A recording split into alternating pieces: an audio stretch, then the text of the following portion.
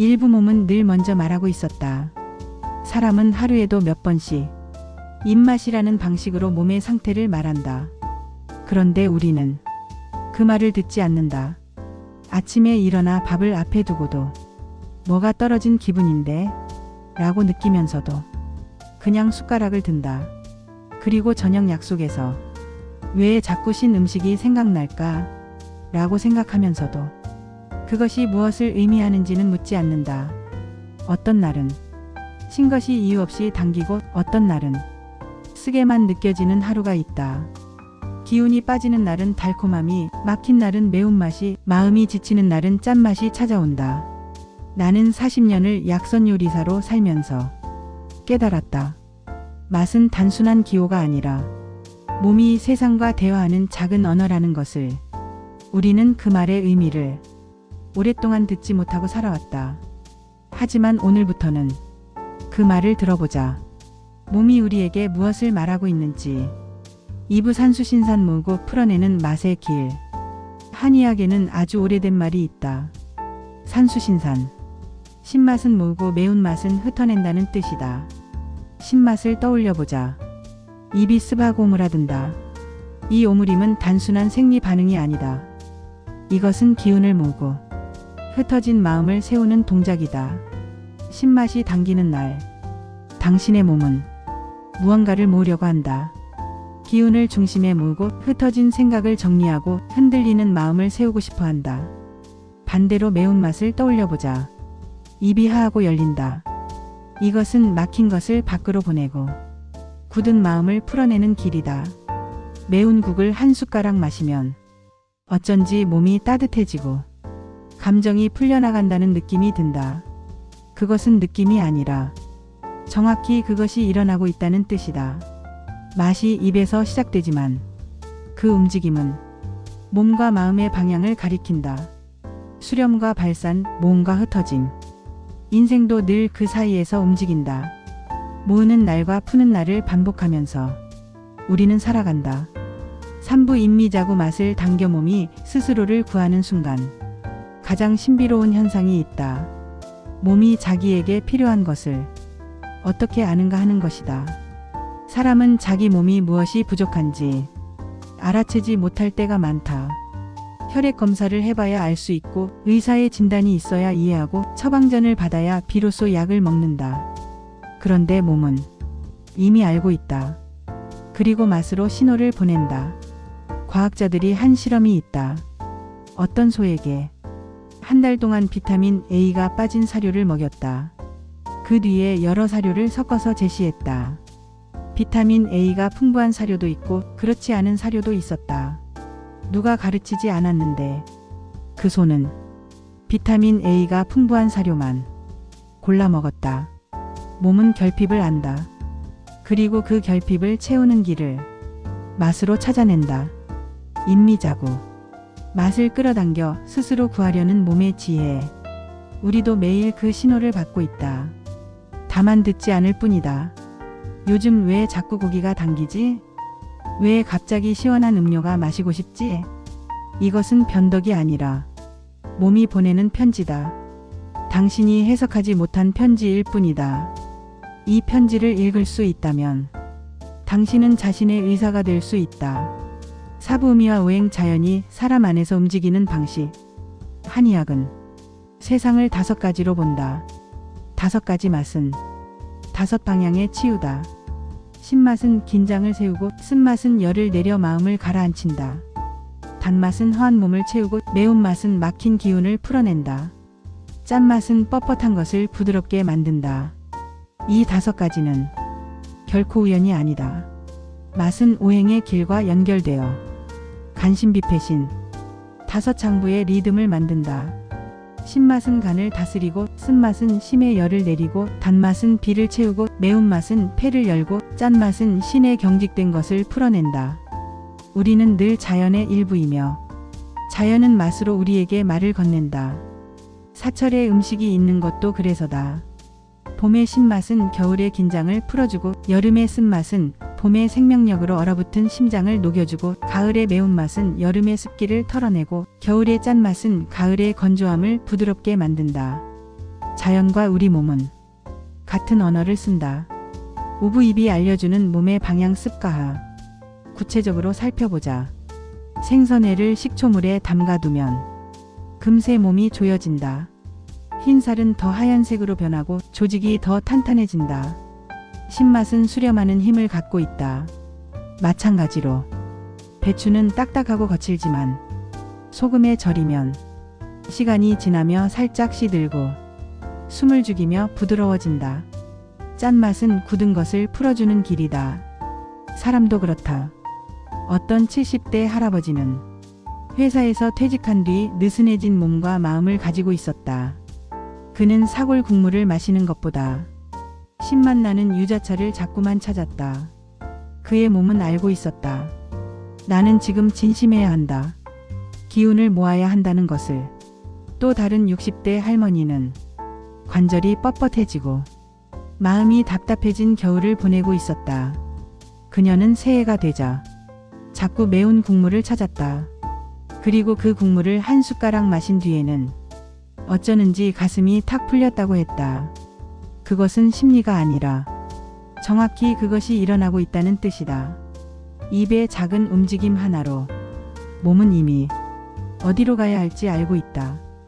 우리는 그것을 무시하고 대신 이건 좋다고 들었어. 이걸 먹어야 해라는 외부의 목소리를 따르고 있을 뿐이다. 육부 체형과 맛 외에 그 사람은 곰탕을 찾고 어떤 사람은 매운 국물을 찾는가. 체형은 기운의 형태고 기운은 맛의 선택으로 나타난다. 여러분의 주변을 보자. 몸이 늘어진 사람, 힘이 없어 보이는 사람들은 진한 국물과 달콤한 음료를 찾는다. 곰탕, 사골라면, 오렌지 주스. 기운을 더 아래로 끌어모으는 음식들이다. 그 음식들은 그들의 몸을 채우고 마음을 안정시킨다. 반대로 몸이 단단하고 꽉 조여 있는 사람, 항상 열을 품은 듯 보이는 사람들은 매운맛 향이 강한 맛, 담백하고 시원한 음료에 끌린다. 왜일까? 그들의 기운이 흩어져 있기 때문이다. 기운이 위로 상한 상태다. 그래서 그들은 기운이 흩어져 순환되어야 비로소 숨이 트인다. 내가 40년 약선 일을 해오면서 느낀 것이 있다. 사람들은 자기에게 부족한 것을 먹고 싶어하고 자기에게 있는 것을 빼내고 싶어한다. 맛은 몸의 그림자다. 무엇을 먹고 싶은지가 이미 나를 말해준다. 그런데 우리는 그것을 무시하고 영양가 있는 것을 먹고 좋다고 알려진 것을 먹고 비싼 것을 먹는다. 그것이 바로 몸을 외면하는 방식이다. 칠부 인삼과 홍삼 성질은 변하지 않는다. 친구가 한번 말했다. 나는 열이 많아서 인삼은 안 맞는데 마누라는 홍삼은 괜찮다며 자꾸 먹인다. 나는 웃으며 대답했다. 호박에 줄 긋는다고 수박이 되냐? 우리는 종종 착각한다. 가공과 처리가 근본적인 성질을 바꿀 수 있다고 생각한다. 인삼을 쪄서 말리고 가공을 거쳐서 홍삼이 되었다고 해도 성질의 뿌리는 변하지 않는다. 인삼은 원래 따뜻하다. 열 많은 사람에게 홍삼은 온몸을 더 뜨겁게 하는 불길이다. 그들의 얼굴은 더 달아오르고 밤이면 잠을 설치고 피부는 더 건조해진다.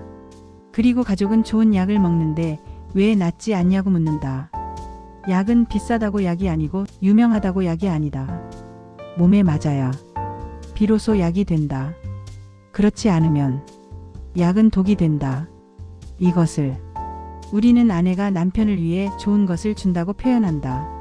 하지만 사실 그것은 남편의 몸을 무시하는 것이다. 몸의 목소리에 귀를 기울이는 것이 진짜 배려다. 팔부 더덕과 도라지 성질을 바꿔주는 부드러운 길.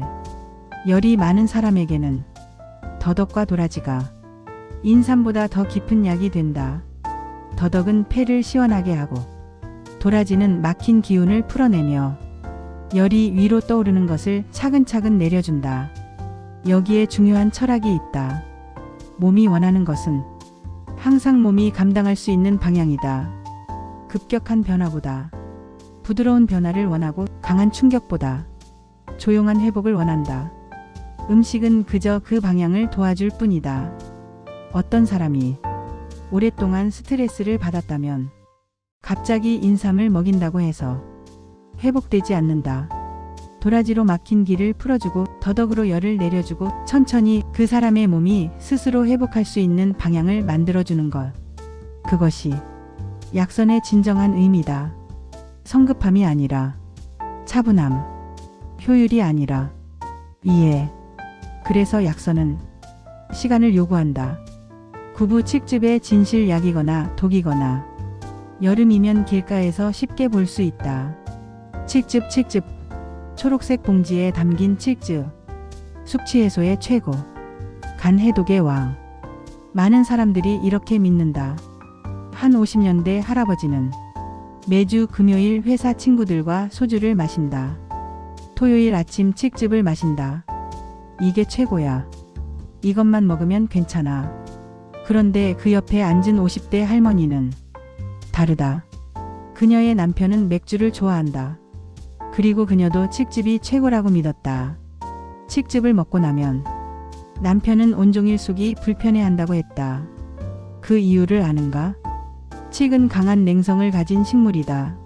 소주처럼 뜨거운 술을 마신 사람이면 열을 내려주며 칡즙은 약이 된다. 하지만 맥주처럼 차가운 술을 마신 사람은 간이 이미 얼어있다. 이미 냉한 상태다. 여기에 칡의 냉성을 더하면 몸은 버티지 못한다. 설사가 시작되고 복통이 시작되고 그리고 그날 하루는 화장실에서 끝나지 않는다. 약이 되는가 독이 되는가는 성질이 맞느냐 맞지 않느냐로 결정된다. 흔히 보는 음식 상식이 얼마나 위험할 수 있는지를 이 예시가 잘 보여준다. 우리는 몸에 좋은 음식을 찾지 말고 내 몸에 맞는 음식을 찾아야 한다. 십부 체질의 고백몸은 늘 나에게 알려주고 있었다. 우리 가족의 이야기다. 내 엄마는 항상 고기 국물을 찾으셨다. 고기를 삶은 진한 육수. 그것을 한 숟가락 마시면 아무것도 원하지 않는 표정을 지으셨다. 내 누나는 항상 자극적인 맛을 원했다. 매운 김치, 청양고추, 겨자. 그런 음식들이 필요했다. 나는 40년을 둘 사이에서 살면서 깨달았다. 내 엄마의 몸은 수축하는 경향이 있었다. 진한 음식으로 기운을 아래에 모을 필요가 있었다. 나의 누나의 몸은 팽창하는 경향이 있었다. 자극적인 음식으로 기운을 흩어낼 필요가 있었다. 같은 가족인데 같은 음식이 다르게 작용한다. 내 몸이 좋아하는 향, 먹으면 편안해지는 음식, 먹고 나면 답답해지는 음식. 그 모든 것은 몸이 나는 지금 이렇다라고 조용히 말해온 언어였다. 우리는 그 말에 귀 기울이지 않았을 뿐 몸은 한 번도 침묵하지 않았다. 40년을 약선 요리사로 살면서 느낀 가장 중요한 것이 그것이다. 당신의 입맛이 정답이다. 그것을 무시하지 말고 그것을 해석하라는 것이다. 11부 맛은 인생의 은유 모으고 흩어지는 날들. 사람의 인생도 맛처럼 흐름이 있다. 때로는 세워야 하고 때로는 풀어야 하고 때로는 달래야 하고 때로는 채워야 한다. 그리고 우리는 그 필요성을 먹고 싶은 음식으로 느낀다. 젊은 시절 우리는 많은 음식을 해봤다. 직장에서는 회식을 했고 친구들과는 밤새웠고 가족을 위해 밥을 지었다. 그때 우리가 원했던 음식들은 우리가 필요로 한 것들이었다. 지쳐있던 날은 단맛이 필요했고 막혔던 날은 매운맛이 필요했고 흩어져 있던 날은 신맛이 필요했다. 맛이 몸을 구하듯 사람도 어떤 날엔 살짝 오므리고 어떤 날엔 크게 내쉬며 어떤 날엔 스스로를 달래며 살아가야 한다. 몸의 흐름은 곧 삶의 흐름이다. 이것을 아는 사람은 음식으로 자신을 치유한다. 12부 약선의 근본 철학 음식은 처방이 아니라 대화다. 약선이 말하는 중간에 진실이 하나 있다. 많은 사람들이 약선을 질병 치료로만 생각한다. 마치 의약품처럼. 암에는 무엇이 좋다더라. 고혈압에는 이것을 먹으면 된다더라. 당뇨병에는 이것은 약선이 아니라 그냥 음식을 약처럼 먹는 것이다. 진정한 약선은 대화다. 당신의 몸이 지금 무엇을 말하는지 귀를 기울이고 그에 맞는 음식으로 대답하는 것. 한 번에 한 끼가 아니라 매일매일의 선택이 모여서 몸과 마음의 흐름을 만드는 것. 이것이 약선의 진정한 의미다. 13부 계절과 맛 자연의 흐름 안에서 살다. 세상은 우리에게 정확히 필요한 것을 준다. 봄에 나는 것들은 신맛과 향이 있다. 겨울의 긴장을 풀기 위해 여름에 나는 것들은 약간의 쓴맛과 수분감이 있다. 봄의 생명력으로 달아오른 몸을 식히기 위해 가을에 나는 것들은 매운 향과 건조함이 있다. 여름의 습기를 말리고 기를 모으기 위해 겨울에 나는 것들은 따뜻함과 짠맛이 있다. 몸을 데우고 필요한 미네랄을 주기 위해 이것은 우연이 아니다. 자연은 늘 우리가 필요로 하는 것을 정확한 시간에 정확한 맛으로 제공해 왔다. 우리는 그저 그 신호를 무시했을 뿐이다. 요즘 딸기가 땡기는데 봄나물이 먹고 싶어. 이것은 당신의 몸이 봄이 왔다는 것을 감지했기 때문이다. 그리고 그 감지는 당신을 어떤 사계절 안에서 살아가도록 돕는다. 14부 음식으로 자신을 읽다. 이제부터는 다르게 생각해보자. 당신이 자꾸 찾는 음식이 무엇인가? 신 음식을 자꾸만 찾는다면 당신의 몸은 지금 어떤 것이 흐트러져 있다는 뜻이다. 마음도 기운도 신맛이 필요하다는 것은 나를 다시 세워줄 어떤 것을 원한다는 뜻이다. 짠 음식을 자꾸만 찾는다면 당신의 몸은 지금 어떤 것이 뻣뻣해져 있다는 뜻이다. 근육도 관절도 마음도 짠맛이 필요하다는 것은 나를 좀 풀어줄 어떤 것을 원한다는 뜻이다. 매운 음식을 자꾸만 찾는다면 당신의 몸과 마음이 막혀 있다는 뜻이다. 감정도 기운도 매운맛이 필요하다는 것은 나를 좀 뚫어줄 어떤 것을 원한다는 뜻이다. 단 음식을 자꾸만 찾는다면 당신의 몸이 허해 있다는 뜻이다. 에너지도 안정감도 단맛이 필요하다는 것은 나를 좀 채워줄 어떤 것을 원한다는 뜻이다. 음식으로 자신을 읽는 것. 이것이 진정한 자기 치유의 시작이다. 15부 결론. 오늘 당신이 먹고 싶은 맛이 정답이다. 약선이 말하는 마지막 한 문장은 단순하다. 입맛을 억누르지 말고 입맛을 해석하라. 오늘 유난히 신맛이 땡긴다면 당신의 몸은 지금 기운을 세우고 싶다는 뜻이다. 짠맛이 당긴다면 굳은 마음과 몸을 풀어주고 싶다는 뜻이다. 매운맛이 당긴다면 막혀있는 무언가를 뚫고 싶다는 뜻이다. 단맛이 당긴다면 있는 그대로의 자신을 달래고 싶다는 뜻이다. 맛은 욕심이 아니다. 맛은 스타일이 아니다. 맛은 유행이 아니다. 맛은 몸의 지령이며 살아있다는 증거다. 40년을 약선 요리사로 살면서 나는 깨달았다. 우리의 건강은 병원과 약국에서 오지 않는다. 당신의 식탁에서, 당신이 어떤 선택을 하는가에서 온다. 그리고 그 선택은 당신의 입맛이 가장 잘 알고 있다. 음식은 당신 안에 자연이 보내는 편지다.